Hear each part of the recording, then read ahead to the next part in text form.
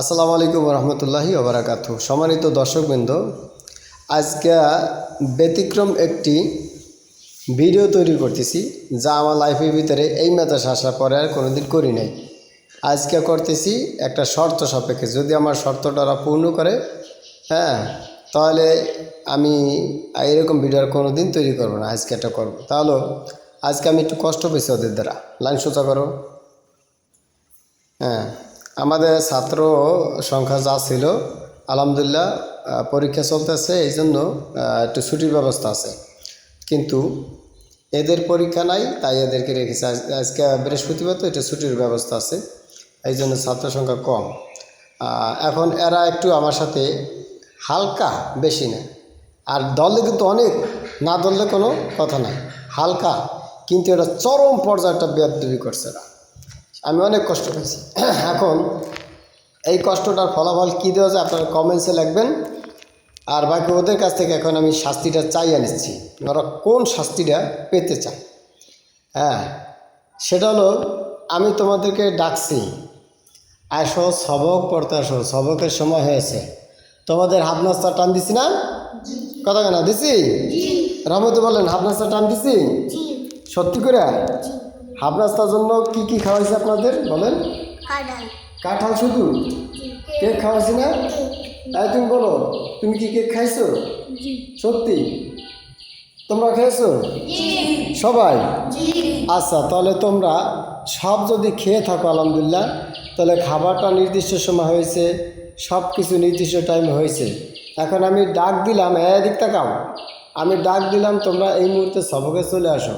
আমি এখানে বৈশাই আছি, তোমরা আমার কথা মানো না।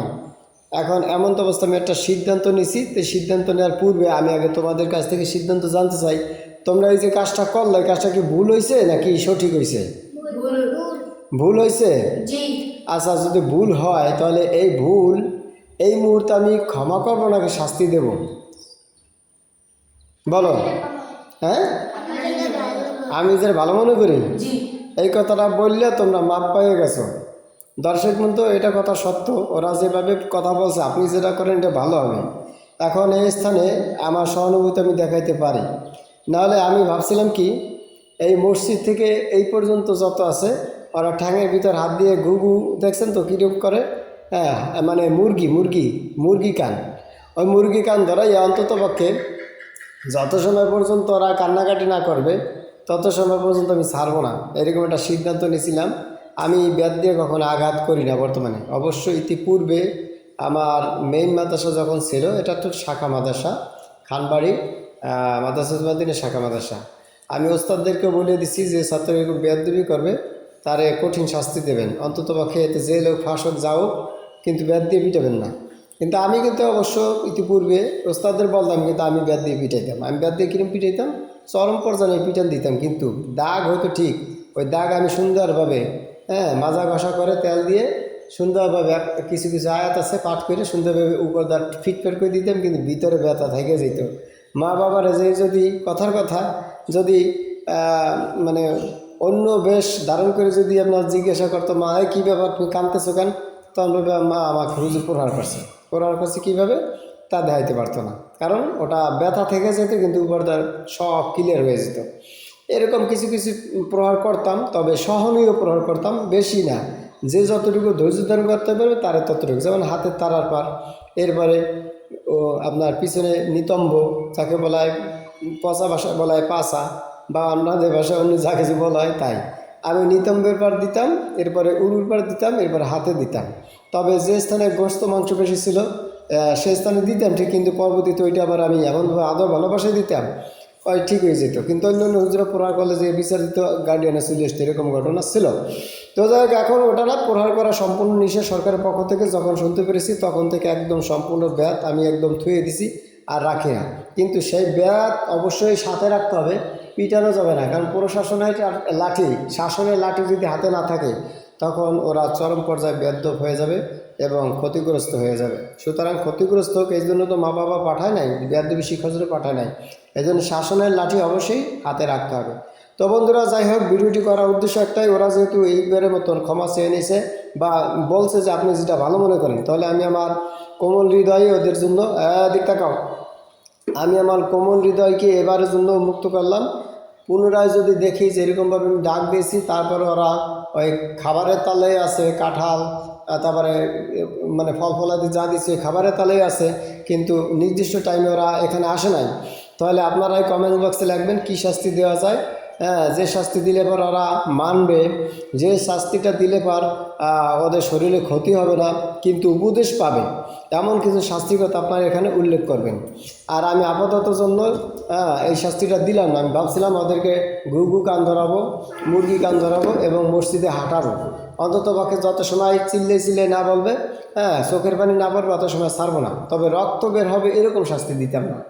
অবশ্যই চোখের পানি পড়তে হবে, চোখের পানি পড়বার চিল্লাবে হুজুর উস্তাদজি, আমি আর জীবনে কোনদিন এরকম অমান্য করবো না, এই শাস্তিটা দিতাম। যেহেতু আমার পর নির্ভর করছে, ওরা বলছে, এই জন্য আমি এই শাস্তিটা দিলাম না। এখন আজকের জন্য আমি ক্ষমা সুন্দর দৃষ্টিতে দেখলাম, কিন্তু জানি রাখবা আবদুল্লাহ, কি বুঝতেছেন কথা? ঠিকই, কিন্তু আপনি আমার কথা শুনছেন? রহমতুল্লাহ, এদিক তাকান, আমার কথা শুনছেন? পরে কিন্তু কানতে হবে। কি আব্বা, আপনি আমার কথা শুনছেন? ডাক্তার শাস্ত্র চলে আসবেন? কি ডাক্তার শাস্ত্র চলে আসবেন? আবদুল্লাহ আসবেন? না আসলে কী শাস্তি হবে কান্ত? আপনি বলেন, আপনার শাস্তি কী হবে বলেন, বলেন আপনি কী শাস্তি নেবেন? কান ধরবেন? কীরকম কান ধরবেন? খালি ওইরকম কান ধরলে হবে? ওঠা বসা কতবার বলেন? 100 বার? 100 বার কোনো শাস্তি হয় না, কম পক্ষে 150 বার ওঠা বসা করতে হবে, ব্যায়াম করতে হবে, ঠিক আছে? আর যদি ঠাঙ্গির ভিতরে হাত দিয়ে মুরগি কান ধরেন, তাহলে যত সময় চোখে পানি না পড়বে আর কানবে না, হুজুর শেষে কবেন আব্বা হুজুর, ঠিক আছে? নিজের বাপের নাম ভুললে কবেন আমার আব্বা, ঠিক আছে? এরকম শাস্তি চান না, ঠিক আছে? আপনি কি এরকম শাস্তি চান? চান না? হাসি খুশি আনন্দের সহিত পড়াশোনা করতে চান? ডাক দিলে চলে আসবেন ক্লাসে? সত্যি? তাওসিন, তুমি তো পুরাতন ছাত্র, তুমি পারবা? দেখা যাক, ঠিক আছে ইনশাল্লাহ। দর্শকবৃন্দ, তো ওদের কাছ থেকে আমি কমেন্টসমেন্ট নিলাম, ইনশাল্লাহ যদি পরবর্তীতে এরকম হয় তাহলে অবশ্যই ওরা আমার শাস্তি মেনে নেবে ইনশাল্লাহ। তাহলে আমি ডাক দেওয়ার সাথে যেন আসে, আর আপনারা কমেন্ট বক্সে জানাবেন ওদের কী শাস্তি দেওয়া যায় ইনশাআল্লাহ। ঠিক আছে, আজকে এ পর্যন্ত। সকলে ভালো থাকবে, সুস্থ থাকবেন, শারীরিক মানসিক সুস্থতা কামনা করছি। আজকে শাস্তির পরিবর্তে আমি একটি বিনোদন দিয়ে দিচ্ছি ওদেরকে, এছাড়া আর কী করবো? আচ্ছা বলেন, সমাধান চাও যদি জীবনে মরণে, ফিরে যাও খুঁজে নাও চোখ রাখো কোরআনে, সমাধান তবেই পাবে সুখ শান্তির ঠিকানা, তবেই পাবে সুখ শান্তির ঠিকানা, যদি মেনে নাও তুমি মনে প্রাণে সমাধান। ও সমাধান চাও যদি জীবনে মরণে, ফিরে যাও খুঁজে নাও চোখ রাখো কোরআনে, সমাধান। হো সমাধান, এ তো চির অম্লান চির মুক্তির ডাক, এ যে মহাবাণী খোদায়ে কালামে পাক, এ তো চির অম্লান চির মুক্তির ডাক, এ যে মহাবাণী খোদায়ে কালামে পাক। এই দুনিয়া আর সেই দুনিয়া, এই দুনিয়া আর সেই দুনিয়া, মুক্তি পাবে তুমি দোজাহানে, সমাধান। ও সমাধান চাও যদি জীবনে মরণে, ফিরে যাও খুঁজে নাও চোখ রাখো কোরআনে, সমাধান। ও সমাধান। পারবেন তো সবাই? তাহলে কোরআনের পথে আসতে পারবেন? আবার উল্টো পাল্টা করবেন নাকি? আব্দুল্লাহ উল্টো পাল্টা করবেন? বাবা আপনি উল্টো পাল্টা করবেন? সত্যি? ভালো মতন চলবেন? মা বাবার কথা ঠিক মতন মানবেন? আবার পলাঙ্গে মাতাবেন নাকি? আপনি কি পলাঙ্গে মাতাবেন নাকি? কোনো ছাত্র আমার পলাঙ্গে মাথা না, সব কটা ভালো মানের ছাত্র, অনেক ভালো ইনশাল্লাহ, ওদের জন্য দোয়া করবেন। জি থেকে এবার কুকুর বলবেন, কেমন ভাষাটা দিলেন? সবাই ভালো থাকবেন ইনশাল্লাহ। আসসালামু আলাইকুম রহমতুল্লাহি ওয়া বারাকাতুহু।